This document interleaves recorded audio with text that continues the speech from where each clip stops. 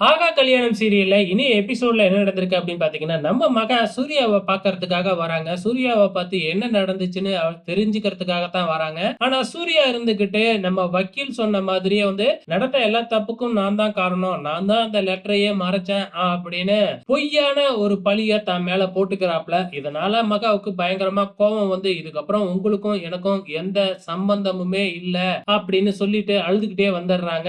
இங்க அனாமிகா கிட்ட மறுபடியும் எல்லாருமே பேச ஆரம்பிக்கிறாங்க. அந்த நேரம் பார்த்து மகாவும் வீட்டுக்கு என்ட்ரி குடுக்குறாங்க.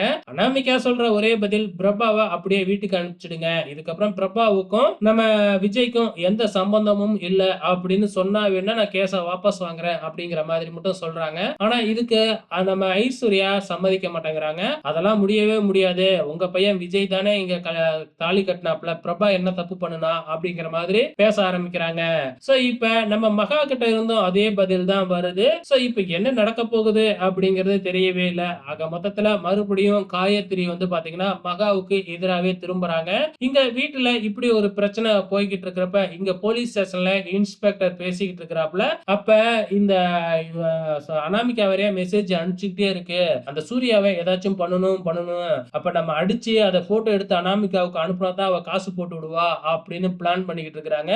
இத அங்க இருக்கிற ஒரு லேடி கான்ஸ்டபிள் பாத்துறாங்க, கேட்டுறாங்க. நேரா போய் சூர்யா கிட்ட வந்து பாத்தீங்கன்னா இந்த மாதிரி உன்னை அடிக்க போறாங்க.